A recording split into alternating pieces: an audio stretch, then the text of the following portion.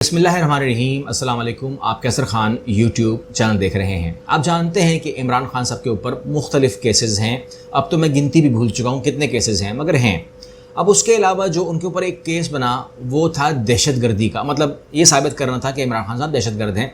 और उसके लिए जिन लोगों के ऊपर वो था, जो लोग मुद्दई होने चाहिए, जो लोग उसके अंदर उसको क्लेम करते, जो 3 लोग थे वो नहीं बने, उसको पुलिस ने खुद किया है, दहशतगर्द डिक्लेयर किया है उनको कि दहशतगर्द हैं। अब जाहिर बात है उसके ऊपर यूएन के कान खड़े हो गए, उसके ऊपर अमेरिका ने क्या बोला, अमेरिका ने यही बोला, मतलब जो उनके अल्फाज थे, जाहिर बात है वो ये नहीं थे जो मैं बता रहा हूँ, मैं आपको सिर्फ तशरीह कर रहा हूँ, मैं तर्जुमा नहीं कर रहा हूँ, तशरीह कर रहा हूँ। उनका मतलब ये था कि हमने कहा था कि इमरान खान के मामले में आपने एक्टिंग करनी है कि वो बुरा है, वो ये है, वो है, इसलिए मैं हटाया उसको।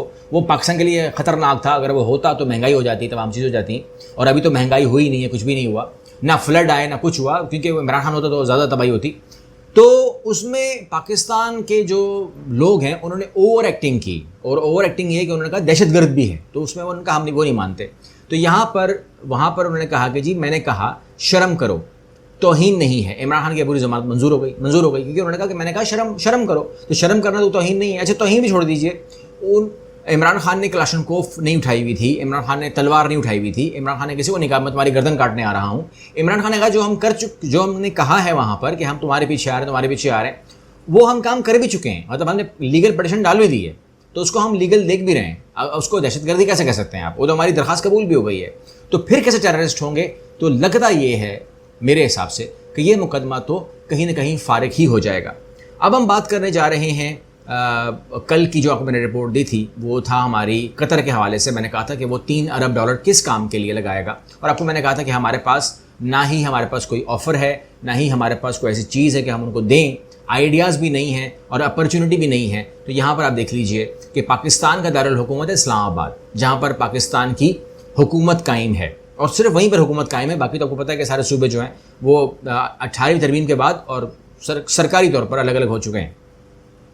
यहाँ पर इस्लामाबाद हवाई अड्डे का इंतज़ाम कतर के हवाले किया जाएगा ज़राए, ठीक है, क्लियर हो गया। तो आपको मैंने कहा था कि वो काम होंगे जिसके बारे में वो कहते हैं कि हम रिपोर्ट, अब क्यों कतर के हवाले किया जाएगा, इस्लामाबाद एयरपोर्ट को आप क्यों कतर के हवाले करेंगे, इसके ऊपर हमें बोलने की ज़रूरत नहीं है, ना समझने की ज़रूरत है कि हम कौन सी साइंस की बात करने जा रहे हैं। यहाँ पर हम आगे बात कर लेते हैं, और वो ये है कि आप जानते हैं कि एक छोटी सी खबर दे रहा हूँ, और वो ये है कि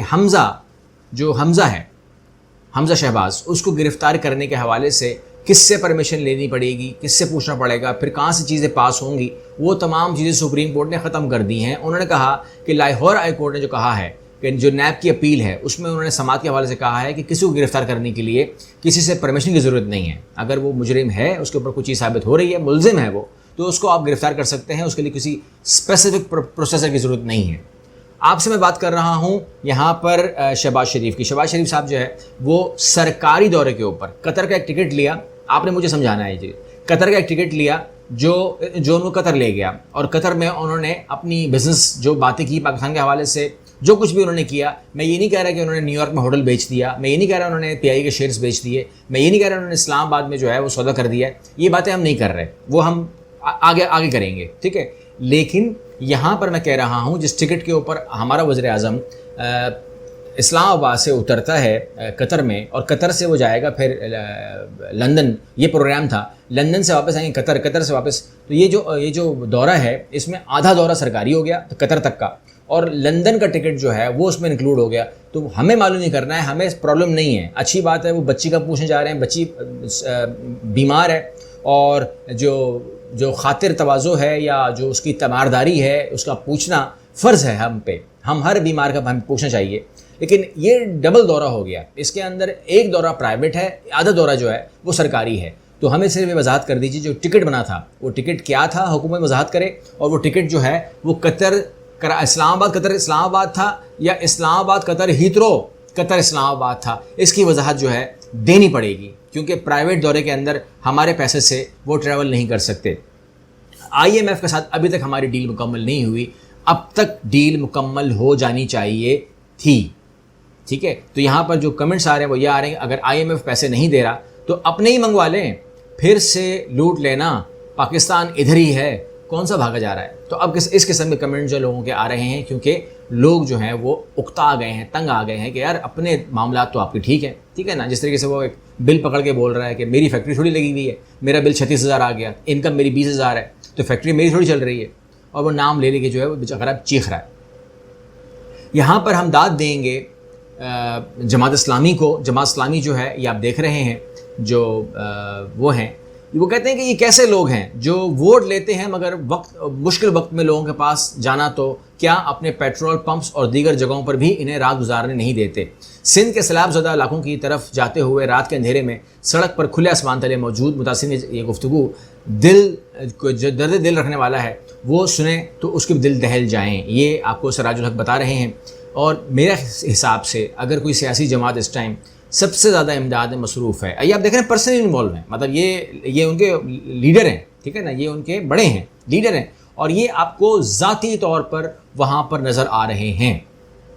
کہنے کا مطلب یہ ہے اچھے کو اچھا بولنا پڑے گا، برے کو برا بولنا پڑے گا. اور اگر کوئی ایسا کام کر رہا ہے اس کو سلوٹ بھی کرنا پڑے گا. آپ اختلاف کر سکتے ہیں ذاتی طور پر، اس کو سلوٹ بھی کرنا پڑے گا، داد بھی دینی پڑے گی. اور میں سمجھتا ہوں کہ آپ کو اگر جماعت اسلامی کا کوئی ٹرک جا رہا ہے امداد کے لیے تو آپ کسی پارٹی کے بھی ہوں بڑھ چڑھ کے حصہ لیجئے، ساتھ دیجئے. کیونکہ اگر کوئی وہاں پہنچ رہا ہے، کوئی بھی وہاں پہنچ رہا ہے، وہ کسی مسلک سے ہے، وہ کسی مذہب سے ہے، وہ کسی پارٹی سے ہے، ساتھ دیجئے. کیونکہ وہاں جو صورتحال ہے اندرون سندھ میں، اندرون پنجاب میں، اس طرح اس ایریا بلوچستان میں، وہ آپ تصور نہیں کر سکتے، وہ حالات بہت خراب ہیں. اس کے لیے جو ایک ہم نے ٹویٹ دیکھا، اور جب ٹویٹ بات ہو ہی رہی ہے تو میں آپ سے ٹویٹ شیئر کر لیتا ہوں، اور وہ مریم اورنگزیب کا ہے. انہوں نے ایک فنڈ قائم کر دیا ہے 2022. اچھی بات ہے، فنڈ قائم کرنا چاہیے. اسٹیٹ بینک آف پاکستان نے تمام کمرشل بینکوں کے ذریعے عطیات جمع کرنے کا سرکولر جاری کر دیا ہے. اندرونی اور بیرونی ملک فنڈ جو ہے وہ اس میں جمع کروائیں. جب پاکستانی مصیبت آتی ہے تو زیادہ فنڈ باہر سے ہی آتا ہے، ٹھیک ہے نا. جس کو آپ کہہ سکتے ہیں کہ پاکستان سے ہوگا تو وہ اندرونی فنڈنگ ہے، اور اگر وہ باہر سے ہوگی تو فارن فنڈنگ ہے. تو اس ٹائم مریم اورنگزیب جو ہے اس نے فارن فنڈنگ کے لیے ریکویسٹ کی ہے. تو میں جو ہمارے فارن میں رہتے ہیں ہمارے پاکستانی، ان سے میں کہوں گا کہ آپ مریم اورنگزیب کے ریکویسٹ کے اوپر اسٹیٹ بینک کو اگر آپ کرنا چاہتے ہیں فارن فنڈنگ تو آپ کر سکتے ہیں. کیونکہ اس فارن فنڈنگ کی ضرورت ہمیں پاکستان کو بھی اس ٹائم ہے. اور وہ جہاں تک بات ووٹ کا حق ہے تو اس پر میں معذرت خواہ ہوں، مریم اورنگزیب اس میں اگری نہیں کرتی، کیونکہ آپ پاکستان سے باہر ہیں، آپ کو پاکستان کے حالات کے بارے میں کوئی علم نہیں ہے کہ پاکستان میں کیا ہو رہا ہے. نہ آپ کی عقل ہے، نہ آپ کا ذہن ہے، نہ آپ کے رشتہ دار یہاں پر ہیں، نہ آپ سے وہ بات کرتے ہوں گے، آپ لوگوں کے تعلقات تو ہوں گے ہی نہیں. اس لیے مریم اورنگزیب جو ہیں وہ اس حوالے سے ایک وہ رکھتی ہیں، سوچ رکھتی ہیں، عقل رکھتی ہیں، کیونکہ وہ ایک فکر والی خاتون ہیں. تو وہ سمجھتی ہیں کہ آپ اس قابل تو نہیں آپ کو ووٹ کا حق دیا جائے، لیکن پھر ایٹ دا سیم ٹائم وہ آپ سے ریکویسٹ کر رہی ہیں کہ اگر آپ فارن فنڈنگ میں حصہ لینا چاہیں تو آپ فارن فنڈنگ جو ہے وہ ہمارے عطیات جو ہیں وہ کھل گئے. اسٹیٹ بینک نے تمام کمرشل بینکوں کو اکاؤنٹس دے دیے ہیں. آپ اس کے اوپر اگر آپ کو دل مانتا ہے تو آپ فارن فنڈنگ میں حصہ لے سکتے ہیں. اگلی ویڈیو ملتے ہیں. اللہ حافظ.